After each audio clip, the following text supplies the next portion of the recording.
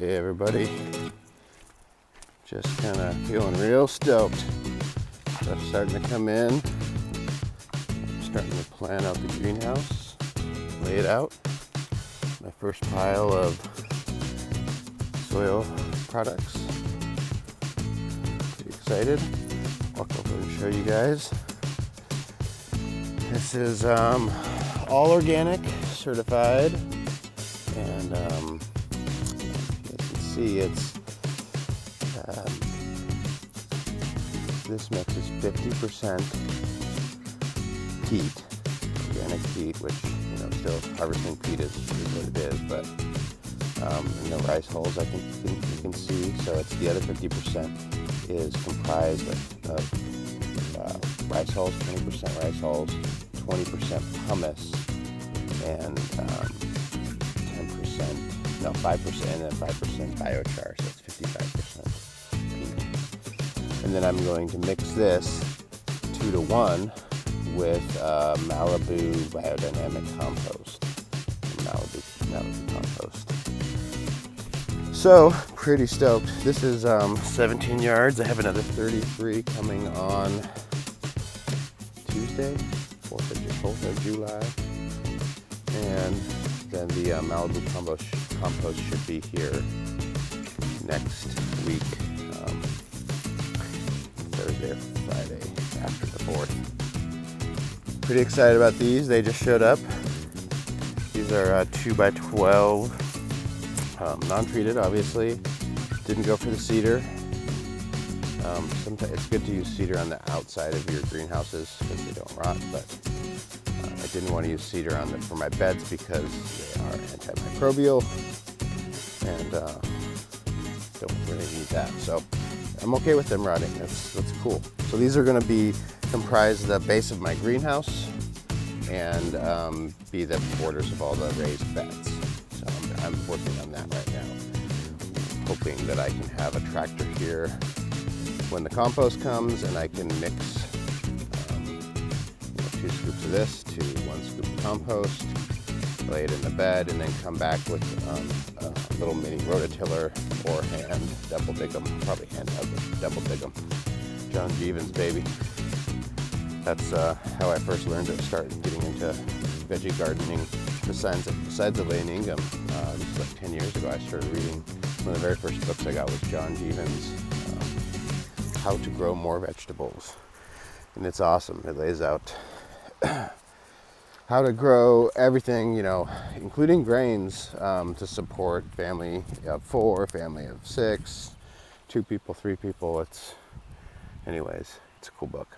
And it's all based on the French bio-intensive system where they plant lots. It's a lot closer together. It's similar to the sea green concept. Plant closer together, it reduces the amount of water you need to use and reduces the overall yield.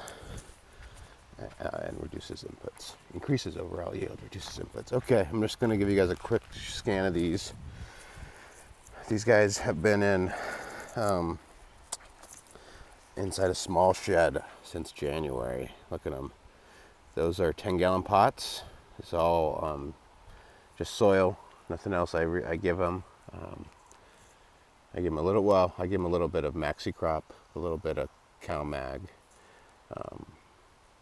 and some Agsil silicate, potassium silicate, every now and again, maybe once every 2 weeks.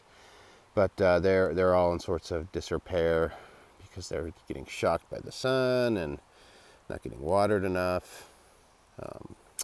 It's a sad state of affairs, but I'm remedying that today. Here's my babies. Same situation. Some of them are really not looking good. Some are looking great. All of them need to be transplanted. And there's a tray of seedlings over here. I'll walk over and look at these real quick. Sorry. I'm just embarrassed by these plants not being so healthy to show it on the video, but it's really what's going on here, and that's, I guess, my purpose is to show what one dude can do.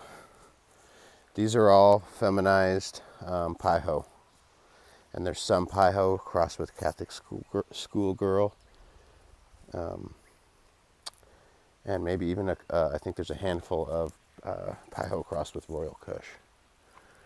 So today I'm going to be, there's 47 large plants here, and I'm going to take this pile of straw and that pile of sticks. Sticks maybe is not the right word, logs, sticks, branches. And I'm going to make hugel beds for those 47 right in this area. They're going to run north to south.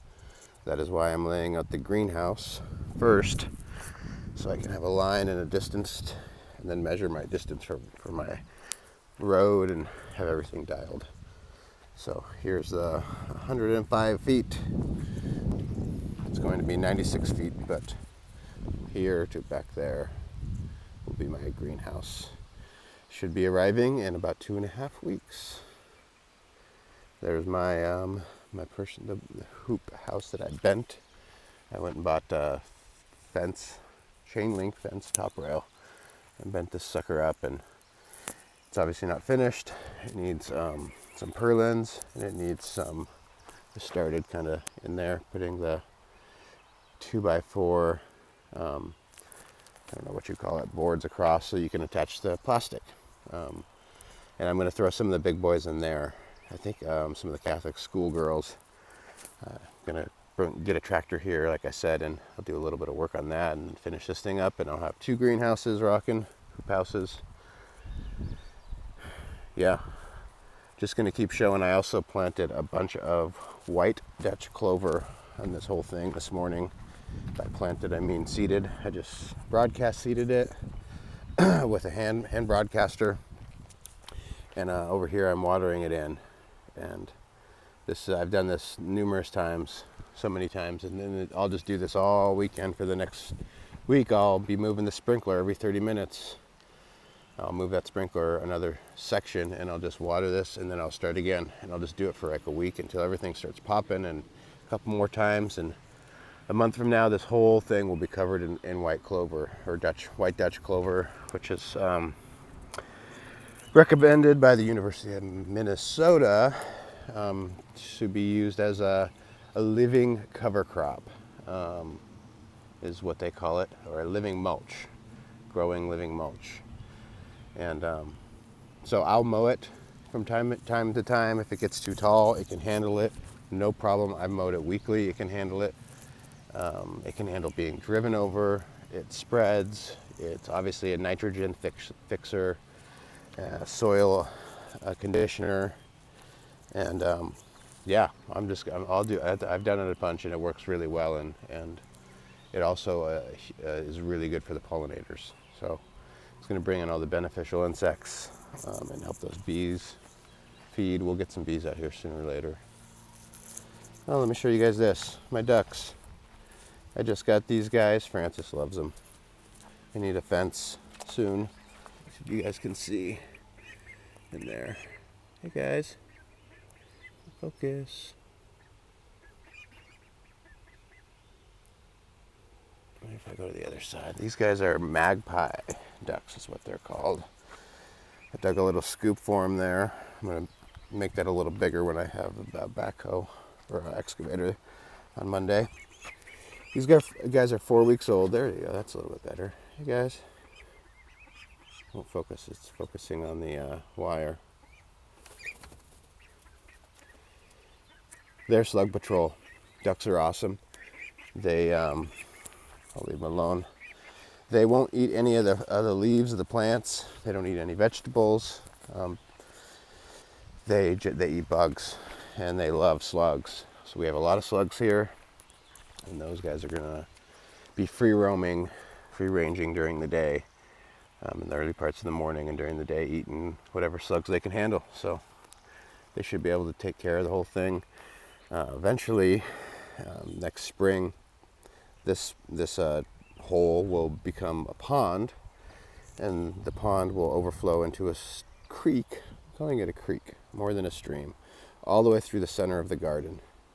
I'm gonna hope to get it 3 to 4 feet wide, and various different lengths or depths, and I'm gonna put a couple turns in it so that it creates a lot of oxygen, is what I'm going for. I'll put some rocks in there and make some waterfalls and stuff like that, and then I'll go to another pond on the other side of the fence, where it'll be able to take all the runoff of the farm. We'll be able to hang out in there and overfill into there, and then I'll also just be circulating back through the system, cleaning the duck water. I'll have fish in here, I'll have fish down there, and all my runoff from anything will go into the stream. It's all organic water, water only, so everything is just going to be looping.